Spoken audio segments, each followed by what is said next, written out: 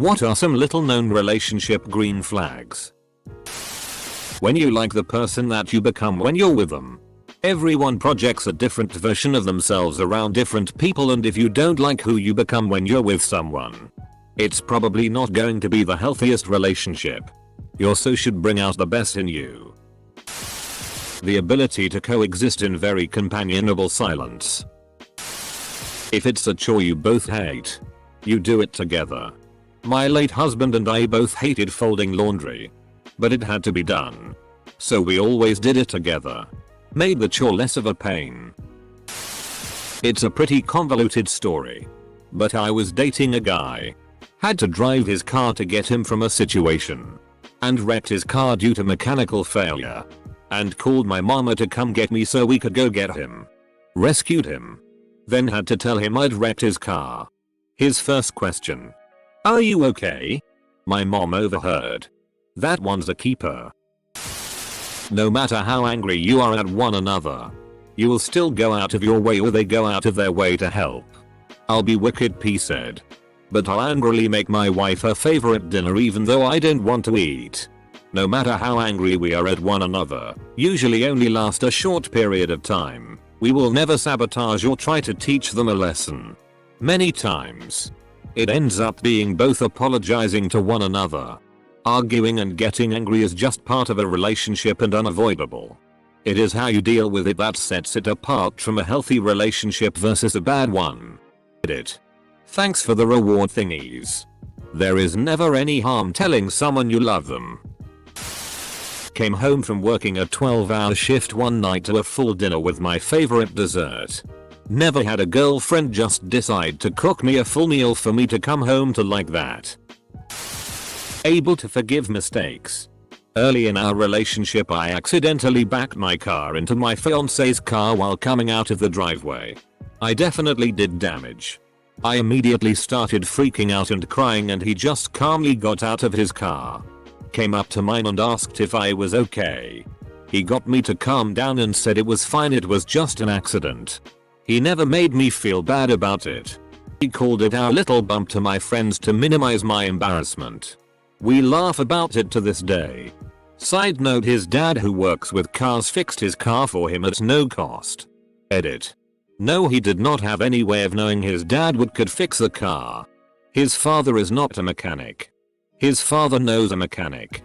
His father didn't bring up fixing the car until several months later. When you're on a road trip and your partner feeds you fries and helps you drink your soda or whatever, I think that's such a nice simple gesture of kindness. I feel like there's a lot of detailed examples that largely boil down to two things: empathy and emotional maturity. My ex would tease me a lot and would tease me in front of his family. He would say things like, "Oh, she changed her outfit 3 times because she thought you guys would judge her." Or, "She didn't really want to come over but I convinced her." He would be laughing and joking, but these things would be the truth. When I was going to meet my current boyfriend's family, I was really nervous. In the car I said, "Please don't tell them how nervous I am. It's so embarrassing." He looked at me in shock and said, "I'm on your side. Why would I tell them that?" And it was like a freaking light bulb. Love this guy. Genuine support in your life goals. Even if that means you two will have to go long distance for a while, or will have to have conflicting work schedule, or it will make your relationship harder in some way. If they love you and want you to be happy, they will be genuinely interested in what you want to do and will try to support you to do that in whatever way they can. They won't hold you back in any way. This is something me and my so have been facing something similar to this recently. He's just graduated and is looking for a job. As much as I want him to stay close by so we don't have to do long distance for any more time than we have to, I'm going home for the summer. But if he gets a job the other side of the country, I won't stop him, and as long as I'm around I'll help him pack up. When your so takes criticism from you seriously without immediately trying to turn it back on you. If the converse is also true, you two stand a great chance of going the distance. Telling the little details about your day. There's something really precious about that. And you feel in tune with the other person. Being able to emotionally connect even after an argument. Honesty, genuine interest in each other's hobbies. Don't have to do them, but at least support it. Strong communication, you feel like you're hanging out with your best friend, except you wanna smash. Being able to have healthy conflict without fear that conflict will cause the end of the relationship. It's green flag and a relief to have natural disagreements and communication about those disagreements without constant fear that someone's going to hit the nuclear option. Edit. Also, doctoring my coffee and bringing it to me in bed was a smaller green flag. Edit 2. Doctoring meaning putting cream and sugar in. And thank you for the awards and gold Reddit friends. When you never have to question their whereabouts and you get that safe feeling. Non-SZOD compliments. You taste good. Your partner does things for you without asking and remembers little details. For example, I like eating with a fruit fork, the smaller version of the dinner fork. I actually googled that since our family calls them the little forks lol. Anyway. My partner remembers this and will grab it for me when we're dishing up food. Another good one is they make you feel appreciated. Edit. Maybe a cake fork or salad fork. Laughter. And also, I've been with my partner for 40 years this month. And I still smile when I see him across a room. He still makes me laugh and my heart soars when I think of him. Listening to you and remembering the things you've said. Back when me and my boyfriend started dating, he'd sometimes bring up things that I've said before. My favorite foods, candies, etc. Made me super happy and could tell he genuinely cared. I drink a lot of water and sometimes my BF would stay until late and I would fall asleep. Before leaving, he always made sure I had a glass full of water on my nightstand in case I woke up thirsty. It's always the small details. Edit. I drink a healthy amount of water. You don't feel like they are playing games. Communication is direct and you don't feel too nervous about what you should or shouldn't do or say. And you're not worried about what they do or don't do or say. Some butterflies is normal. Of course. Close bracket. Edit. To clarify. My point here is it's possible to meet someone who, right from the beginning, you're not overly concerned about your interactions. You don't have to think too much about what to text them or when. Same with calls. They don't leave you wondering about when they will respond to you and what delaying means. They don't say or do cryptic things that you have to go home and call in a panel of friends to analyze. This is not to say that, in the beginning, you shouldn't take care to be on your better behavior and not to overshare. This is not game playing. It's being considerate. Cheesy but true. Communication in a relationship is like cell phone service. Lose it, and you start playing games. Active listening. Not just being there while you talk. Accurately giving opinions. Advice if asked for. And generally caring for the conversion. Bonus. Active listening during an argument. Not trying to win, but trying to resolve the problem. Edit. They trust you to stay at their apartment alone. Yeah. I thought I was the only one. The first time my partner said I could stay at his place in the morning to sleep in when he ran errands made me feel so good. They communicate if they will be delayed and how long they will be. Talk things through before it becomes a screaming match. Not after. Asks about boundaries, traumas and doesn't judge you for them, but instead respects them. They respect your food issues, weather preferences, allergies, etc. Bonus points. They defend you to their blood relatives. If she shows equal interest in hanging out with you. If it feels like you're dragging them into going on a date. They're really not into you. No matter what they may say. Besides, let's be honest. Wouldn't you rather date someone who is as excited and interested in seeing you and you are in seeing them? You want your partner to be happy and not the other way around. Oftentimes people want to be in a relationship to solely make themselves happy. Edit. My point is different from making your partner happy and completely forgetting your own happiness. If you two are able to compromise. They actually want to spend time with you. It feels easy, effortless, unforced, natural. This is a good sign of a real connection. Compromise feels like second nature. Both breath, thoughtfulness and consideration towards each other. You figure things out together. You see each other, respect each other, and appreciate each other. You recommend them a book or movie and they actually take the time to check it out. Very subtle things that show they're a genuine person. Remembering things that you've told them and following up is definitely a good sign. It's the small things. The doing something just because it will make your partner smile and wanting nothing in return. Few months ago I was having a bad day and texted my partner about the basics and he said to head over to his place after work. I showed up so defeated by the day. Open the door. And my dog is there. He had spoken with my parents. Picked up my dog from their house because he knew that's what I needed. He was cooking dinner and told me to just go cuddle on the bed with my dog while he took care of everything else. That's when I knew he and I were in it for the long haul. Is your partner comprehensive when you are sincere and honest? Are you free to say what you think without being scolded? Putting the shopping cart back. Calling, texting just to see how you're doing. Even if they don't need anything. Edit.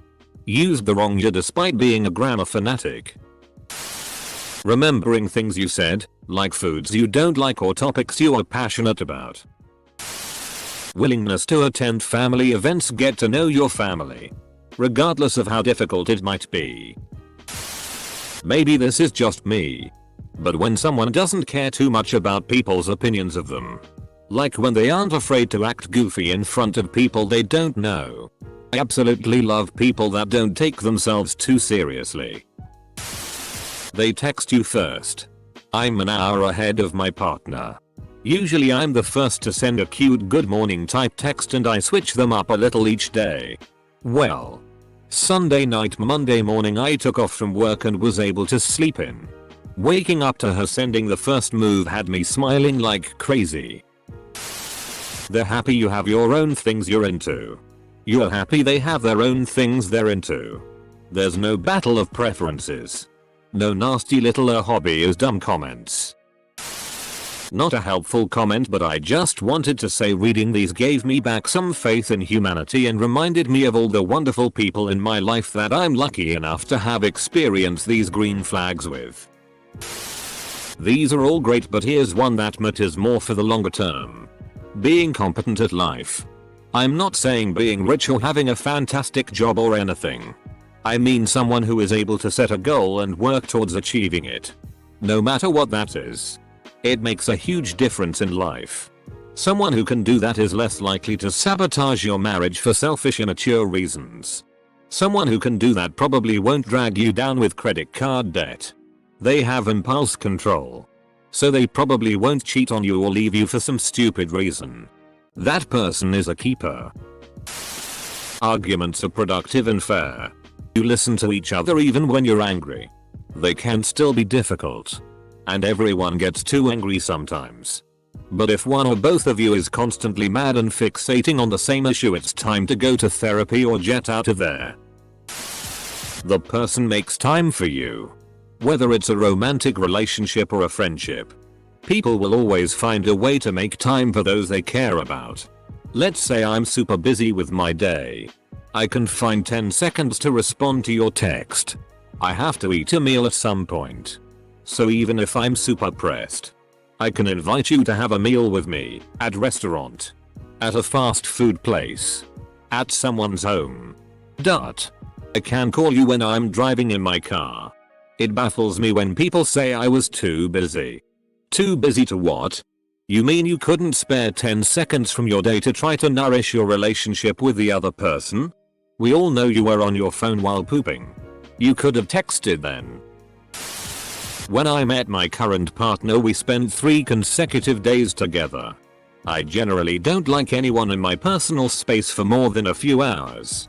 I also cried when he left to go home. We were long distance at the time. That's how I knew he was the one. When each person can find contentment without the other being present. A common red flag is the expectation that someone else can make you happy, when in reality that's something only you can do for yourself. The above is the opposite of that. Being good with animals. You don't have to chase them down to hang out. Like my ex was severely mentally abusive and would punish me by blowing me off. This was after 4 years of dating. Not like we were fresh and it was appropriate to not respond for days. So we finally broke up and met my now husband. He actually wanted to see me all the time.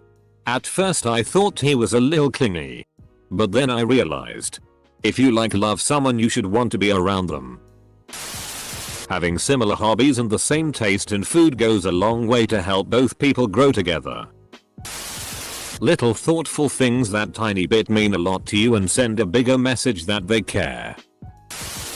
When other person takes an interest into something you're interested in, even though you know the other person doesn't really care about it. Each side makes an effort to do the things the other enjoys. My ex broke up amicably, would sometimes make a genuine attempt to play video games with me even though she never gamed before.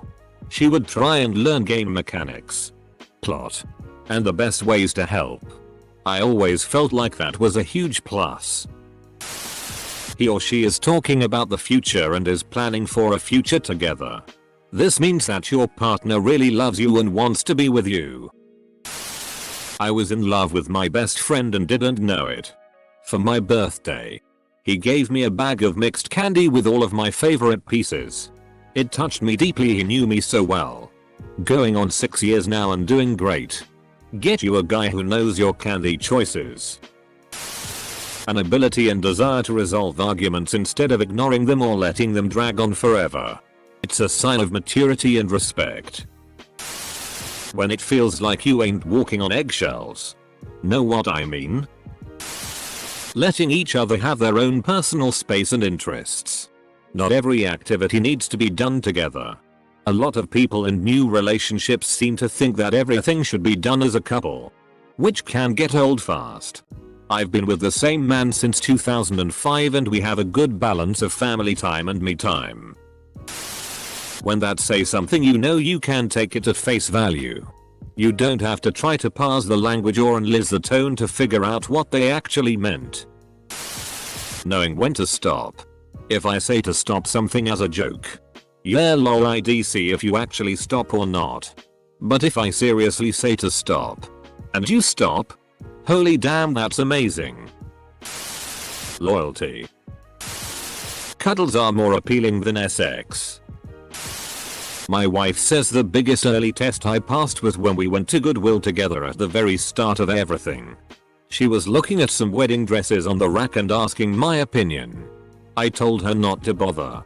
Our family business is basically tailoring, costume shop where all the rentals are handmade in shop by a certified grandmaster costumer. Yes, that's a thing. And we could make whatever she wanted to her exact requirements for a fraction of the price. Later on she told me it was a test to see if I'd run away screaming at the idea of getting married. Like nope. There's no point to me in dating if that isn't the end goal. We got married. And she got her custom made wedding dress for free because we already had the fabric she liked.